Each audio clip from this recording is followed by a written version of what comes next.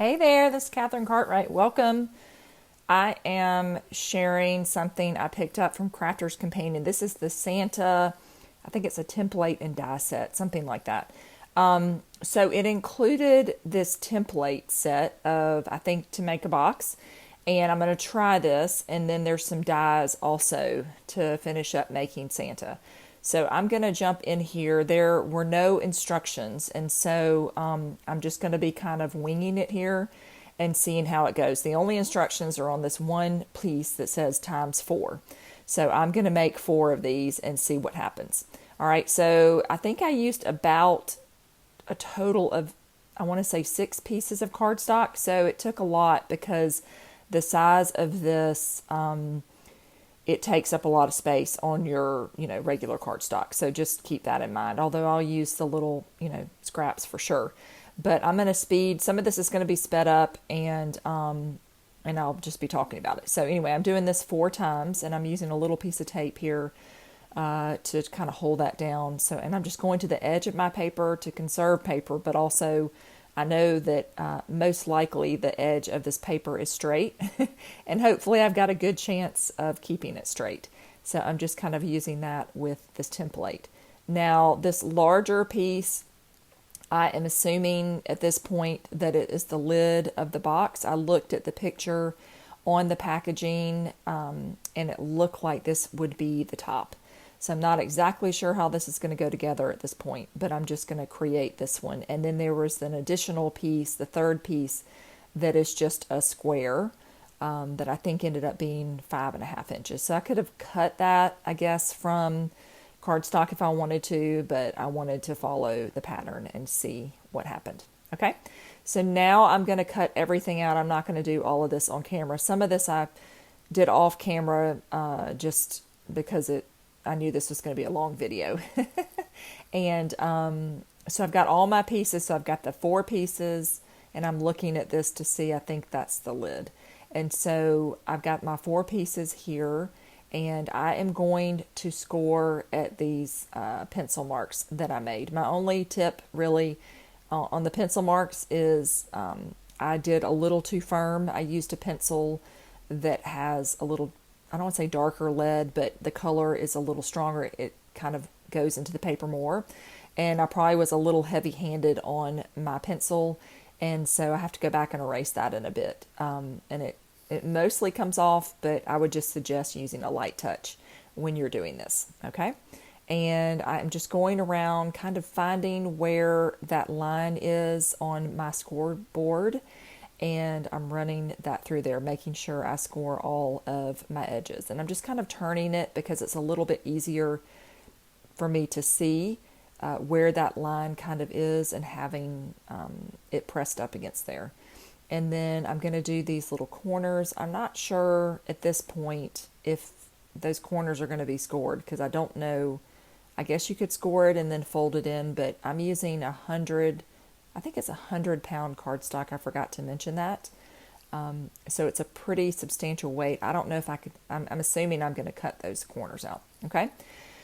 So I've got my 4 pieces scored, and I'm going to bring those tabs in where the pencil mark is because I know that I'm going to have to go back at this point and erase those because they're going to show up at some point. And so I want to be able to kind of minimize that on the outside of my box. And again, just pointing at the picture. So I'm thinking that this is going to be a large box. So I'm kind of standing this up, seeing how it would go together. And since there are 4 of them, I'm thinking there are 4 sides to a box. Just using a little bit of, of the little bit of logic I might have here. And so remaining in my brain. And so I'm going to kind of pull these together and glue one of these tabs together, and then I'm going to keep the other tabs on the bottom because I would assume that this is the bottom of the box. Okay, so I'm going to put these 2 together and see what happens. I am using a dry adhesive on this. There is a part later where I'm going to have to use some liquid adhesive. If I had it to do again, I probably would use liquid adhesive. When I make boxes, I usually do use liquid adhesive, but I wanted to try the dry adhesive and see how it would work. And since this was kind of my first try, I thought, why not?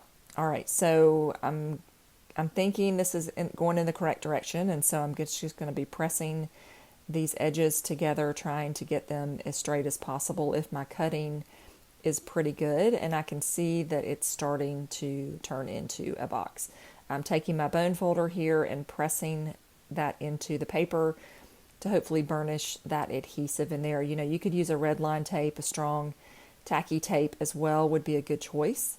I just, this is just what I had in front of me today. All right, so this one is not quite exactly right. I can tell that it's a little bit shorter on that edge. I didn't cut it quite right, but I'm going to try and line it up the best I can so that my box will sit flat. I would sacrifice the top of it if it's not perfectly, you can see it's not perfect up there, but I would sacrifice that to make sure that my box is going to sit pretty flat. Okay. And now I've got all of my 4 walls together, and I can see that this is starting to turn into a box. I don't know if that piece that I put in the bottom is going to be at the bottom or not. I'm assuming it is, but here I am erasing quickly. I've sped this up, erasing some of my pencil marks, and most of them come out. I'm really worried about mostly the top of it, where you would see in the box, but honestly, I probably, since this box ends up being fairly large and I'm going to put a gift in there, I would probably put tissue paper in there, and you're not even going to see the pencil marks, but it's just a little extra step to see it. All right, so before I close this up, I wanted to do some stenciling. This is just an extra step you don't have to do if you're using, a colored cardstock like red or green. You're probably not going to want to stencil. But I decided that I wanted to use these stencils. These are from Stamps of Life. These are they're layering stencils. They were on HSN recently, the holiday pack, and it's kind of cool because it has this larger stencil. So I've got this Santa sleigh, but there is also a smaller Santa sleigh. So if you wanted to you can choose which one you want to use, and then the other stencil that I'm going to use. So there are 2 that layer together in each kind of group, I guess you would call it. So there's a smaller tree and a larger tree, and I'm going to use the smaller tree, and they pair together, and it'll make more sense in a second. But I'm just going to keep moving this down, and the stencil just happened to fit perfectly on here. I am masking it off with some mint tape from scrapbook.com to make sure, hopefully, that I don't make a lot of mess, especially using white cardstock. The red would definitely show up. I'm going to have a boo-boo in a little bit that I'll show you once I get to the end. It's rare that I work with red ink and don't make a mess with it. It's just something about it. I don't really know why, but I do make a mess.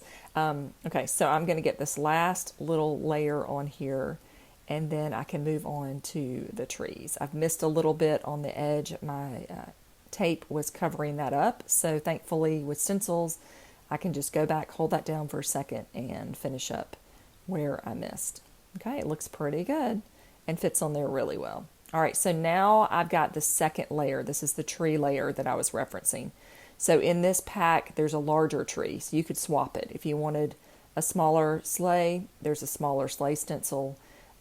So that's kind of cool, and then you can just do 2 colors. You could use a texture paste, whatever you wanted to do to make this a fun layered image. And you can use this on cards, obviously, but it fit really well onto this box. All right, so I'm just quickly finishing this up. I'm using Mowed Lawn from Distress, and you can just kind of see where it fits together.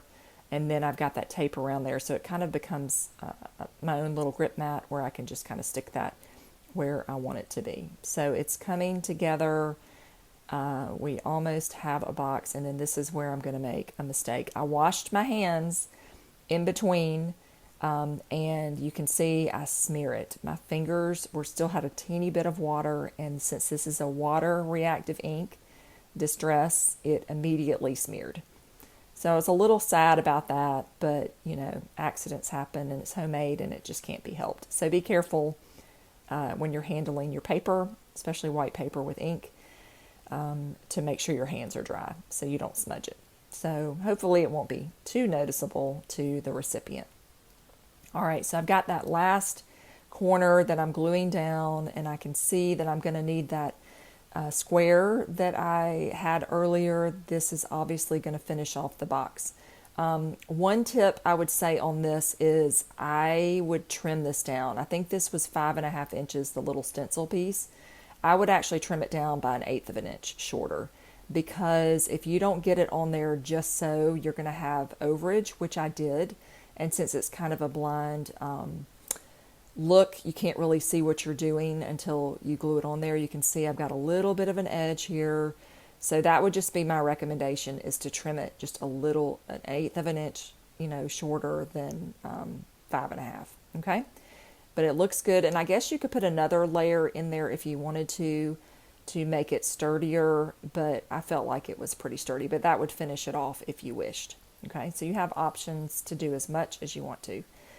All right, I have erased the pencil on this, on the lid, and then I'm folding this in. And like I mentioned earlier, I'm assuming I'm going to just cut out one of these corners, or one of the little triangle pieces. I don't know if you're supposed to or not, but I guess you could put them in together and kind of make it more reinforced, but I decided to just cut it out. I have seen Sarah make boxes before, and I know she does this sometimes. So I'm just assuming this may be, there are a lot of assumptions in this video. If you haven't noticed, I've said that word a lot. I'm assuming a lot of things. And so I'm just going to pull this in here and make sure I've got that trimmed down. And then I'm just going to tighten that up for the lid of my box. Okay. So there's this edge on the back that I'm not sure about this part either. So I guess I could have laid this on top and adhered that down, but I decided to put my tab inside. Again, not sure if this is correct or not. This is just what I decided to do. I could have, I guess, left it on the outside. I'm not sure if it would fit because I didn't do it, but I also did not want to cover up all of the pattern on the box. So I elected to go inside the box here. Now I'm going to have to come back in a minute and use some liquid adhesive because I couldn't get it to stay closed with just the dry adhesive, because I guess of the design of how I did this. But I like how it became kind of a flip top. And so I'm just going to keep pressing that in there. But in a minute, I'll have to come back and add some more adhesive. All right, so it looks like it's coming together. I've got a cute little box. I do like that it flips, whether it goes on the inside or outside, up to you to decide if you have this set. This is just my experience, all right? And now I'm measuring this again because I couldn't remember at the moment how big the box was. So it's 5.5 because I want to start putting together the Santa part, which you probably maybe been waiting for. I don't know. Maybe you were here to see me put the box together. So I'm going to cut this to 5.5, and it actually fits really well on the top. So maybe it's a little tiny bit bigger than, or fits a little bit differently than the bottom. And then I've got a darker cardstock here, a little bit darker red. I'm going to use and turn this 5.5 by 4 because I want to kind of layer this together for Santa's face. And I'm kind of using that image for inspiration. Now I have die cut some of this off camera, one to save time, but I've cut the ho ho ho. I cut it 3 times out of glitter cardstock, and then I'm doing the belt buckle out of gold foil. Okay, so I'm going to start putting this together. I've got that darker cardstock. I'm just going to run some adhesive on here and add this to my panel, hoping that it's somewhat even on the sides. Not perfect, I'm sure, because I didn't really measure it. And then I'm going to trim this down a little bit because I got it off a little bit on the edge. And so I'm just going to take care of that with my scissors and finish that up. All right, so now the little ruffle, I'm going to say this is like a little ruffle, you take and run it through twice. So you're going to cut your cardstock to whatever width you want, run it down one side through one side, and then flip it over to the other side. So you have this fun little border. So you could use this as a border if you just wanted to use one side on something else. So that's kind of an added benefit, but it has these little cute little stitches on there. And I'm just going to try and straighten this up because it looked a little crooked, and hopefully that looks pretty good and even. And then the belt buckle I cut from black cardstock. It is not quite long enough to go across this 5.5 inch panel. So I measured it as at 1 1 1/8, and I'm just going to cut another piece of cardstock, black cardstock, and adhere that to my buckle, my belt, I should say, to extend it. All right, and then I can add the buckle and the little pieces that are the loops. And I'm just going to leave that. There is a little die that you can use to cut the, I guess it's the, maybe for the belt. I'm not really sure. I didn't use that. It looks a little larger. So I'm not sure what there's a little circle die in there too. But you could go back and use the, cut this belt again if you didn't like the little holes not filled in. You could do that if you wanted to. But I did not do it on this. So I'm just going to glue this down. And now I am going to work on the little Santa face. I'm going to put the buckle on first though, just because I don't want it to cover up, I don't want the belt buckle to cover up the Santa face. And I'm just adding a little adhesive here to the belt loops and adding those at the front, at the beginning and kind of end of this. All right, and here's my little buckle. I'm going to put it like it's going into the belt, which is so cute. What a cute touch. And I'm going to press that down, and then it is time for the Santa face. I'm going to add foam to the top layer of the Santa beard, and then I will add that onto my bigger piece of Santa's little beard. So cute. You could add some like light gray ink or something if you wanted to on the edges of your Santa beard to kind of make it pop off. Or sometimes I do glitter glue. I like to have a glittery Santa face. That's a fun thing to do as well. If you wanted to add kind of a little bit more dimension on there, that's something I would definitely consider. All right. So I'm just cleaning this up where I had a little bit of the cardstock that I missed. And he's coming together. He's so cute. Last touch is going to be to peel off. I did 3 little ho because that's so cute. And then I can add this to my box. So it definitely took some time. I wish that there were a die for sure for this box, no doubt. I don't know what this straight die is for. I was just picking that up, but I'm not really sure what its intention was. But I wish there was a die for this, but it's very cute and I had a good time making it. So that's really what matters. So I hope if you happen to pick up this set that you found this helpful. If you did get this set, let me know what you think about it. And the cute little Santa. I think there's some other things you could do with Santa's face for sure. I'll have to think about that moving forward, something else I might make with it. But I would definitely want to try out the box component of this. All right, so that is it. I love the little stenciling, and it's a very nice size. I'm going to make another one, and I'll hold on to these until Christmas to give my children something in it. But I hope you enjoyed this. Let me know your thoughts on this product from Crafter's Companion. And thanks so much for watching, and have a great day.